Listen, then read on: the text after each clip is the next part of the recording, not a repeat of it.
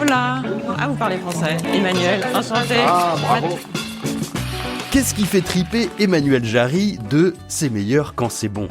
Dénicher de bonnes petites tables en France ou à l'étranger et passer le mot, ou plutôt des vidéos, sur son média. La France, et je le dis avec beaucoup de tristesse, n'est plus le pays où on mange le mieux au monde. Dans ce podcast, on la suit sur les routes de Catalogne, entre Costa d'Aurada, terre de l'Ebre, terre de Lleida et Val d'Aran. Alors là, on est au nord-ouest de la Catalogne, vraiment en haute montagne, c'est le cœur des Pyrénées et c'est la porte d'entrée en Espagne depuis la France. Ce qui est très important, c'est qu'il y a une véritable culture aranaise qui est enseignée dans les écoles. Donc on parle espagnol, on parle catalan et on parle aranais. Et bon, bien sûr, qui dit culture aranaise, dit cuisine aranaise, parce que la cuisine, c'est une culture. C'est un climat atlantique et une cuisine un peu différente, un peu plus occitane, un peu moins méditerranéenne. La Catalogne a du bon. Emmanuel pousse la porte d'auberges sans chichi, tenues par des patrons très sympas qui savent régaler sans rançonner. Des rapports qualité-prix incroyables qu'on trouve plus du tout en France aujourd'hui. Bref, c'est la très très bonne adresse qu'on se refile entre potes. Mais au fait, pourquoi la Catalogne ? Eh bien, parce que la Catalogne a été désignée région mondiale de la gastronomie 2025 en raison de son engagement en faveur d'une cuisine locale et vivante. Mais assez discuté, on écoute et on salive avec la sélection de bons petits restos d'Emmanuel Jarry. Le restaurant s'appelait Esban. C'était un restaurant familial avec 3 générations. C'était sa maman en cuisine, elle était en salle. Et son grand-père avait tenu le restaurant, peut-être encore une génération encore avant. Et il y avait des photos qui témoignaient de toute l'histoire de cette famille dans ce restaurant au mur. Donc ça, c'était assez chouette. Épisode 3, Esban, le resto d'en haut.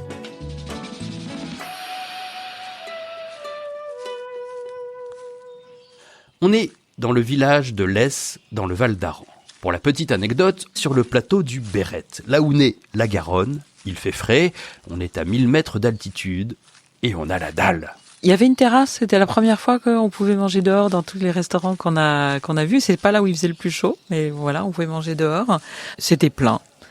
C'est la première fois qu'on a croisé des Français aussi, mais on est à quelques kilomètres de la frontière, donc c'est très facile de passer la frontière juste pour venir déjeuner et de rentrer en France. Il y avait 2 tables de Français et le reste c'était des Espagnols. Esban, ça veut dire quoi ? J'ai aucune idée. Ah bah bravo. Ça m'a beaucoup marqué parce qu'il y avait des vieilles photos en noir et blanc du grand-père qui avait chassé l'ours. Mon arrière-grand-père, qu'est-ce que vous appelez ? C'est des ours de 1930. À l'époque, on chassait les ours dans les Pyrénées et donc il y avait plein de photos avec ils avaient capturé 2 ou 3 ours. Et ce qui paraît complètement dingue aujourd'hui, mais bon voilà, elle nous a expliqué l'histoire de la famille. C'était des chasseurs, terre de chasse, on va en parler après avec la cuisine. Mais donc voilà, ils avaient ces trophées et je pense que c'était suffisamment rare quand même pour qu'on le prenne en photo à une époque où on faisait pas des photos tous les jours, quoi. Je vous laisse la carte. Qu'est-ce que vous avez en main ? Comme catalan. Donc là, on est accueillis par la fille. La maman est en cuisine et la fille était en salle.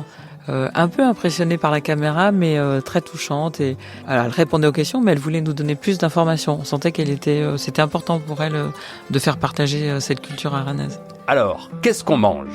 Il y a un plat qui traverse toutes les saisons, toute l'année, c'est la soupe Ola Aranesa. C'est un mélange de viande, de légumes, de légumineuses et de vermicelles. Une soupe qui tient assez bien au corps, mais qu'on nous a servi, donc là, alors qu'on n'était pas encore en plein hiver. On mange beaucoup de pâté. Eux, ils avaient leur pâté maison. On mange du jambon de montagne et on mange des plats de gibier. Donc moi, j'ai pris un sanglier, un ragoût de sanglier, qui était vraiment, vraiment très, très bon. On mange aussi un peu de poisson de rivière, poisson de lac, la truite et tous ces poissons-là, quoi. Le yogourt nature de la région d'ici. Merci beaucoup. Et la tarte myrtille qu'on fait. Il y avait un dessert. Mathieu, qui fait les vidéos, m'a dit cette remarque que j'ai trouvée très juste. Ah, c'est très très bon alors que ça se voit pas. Il est joli comme ça, mais c'était une espèce de flan aux myrtilles que j'ai l'impression d'avoir vu plein de fois dans toutes les stations-service ou dans des mauvais restaurants de montagne. Et là, c'était absolument délicieux.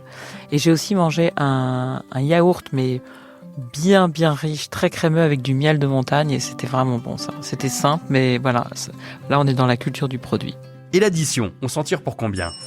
Oh bah alors toujours rien du tout. Entrée, plat, dessert, vin, tout ça, peut-être 40 € à deux, quelque chose comme ça. Donc ouais, c'est toujours étonnant. La salle de resto de S-Banch est blindée, ce qui est bon signe, mais est-ce que tu as pu rentrer dans la cuisine ? La maman.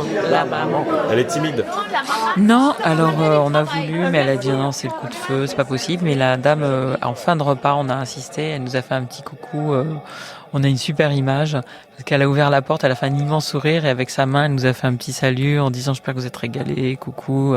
Et j'y retourne parce que bah ouais, c'était vraiment comme la terrasse était grande, il y avait beaucoup de monde et puis à l'intérieur c'était plein. Et là encore, alors il y avait des petites tables, mais comme il y avait des Françaises, ils étaient 2-3 et aussi des grandes tablées. Qu'est-ce qui t'a marqué dans ce Val d'Aran ? C'est vraiment, on est au nord de la Catalogne, quoi, au bout du bout. Et de savoir qu'il y a ce petit monde là quelque part qui existe et qui entretient et des fêtes. Elle m'a dit dans chaque village il y a des fêtes à différentes dates. De se dire qu'il y a ce petit bout de territoire avec tous ces gens qui sont attachés à la fois à la culture catalane parce qu'on sait la particularité de la Catalogne en Espagne, mais aussi à la culture aranaise. Et en sortant de S-Banch, bien calé, qu'est-ce que tu nous conseilles de faire ? Alors, bon, si on y va l'hiver, il y a une qualité de neige géniale. Donc, il faut, si on aime le ski, je crois que ça vaut le coup d'aller faire un peu de ski. Mais surtout, il y a quand même des endroits qui culminent à plus de 3000 mètres avec des lacs spectaculaires. On a filmé des cascades. Donc, c'est vraiment très, très beau.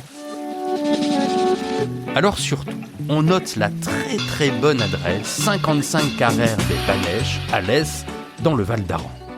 Dans le prochain épisode, Emmanuel Jarry nous emmène dans les terres de Lleida, à Pinos, pile au centre géographique de la Catalogne. L'Hostal de Pinos est la plus ancienne auberge de Catalogne, ouverte au public depuis 1524. Ça vaut le détour. Pour préparer votre voyage, toutes les infos sont sur le site cataluniaexperience.fr.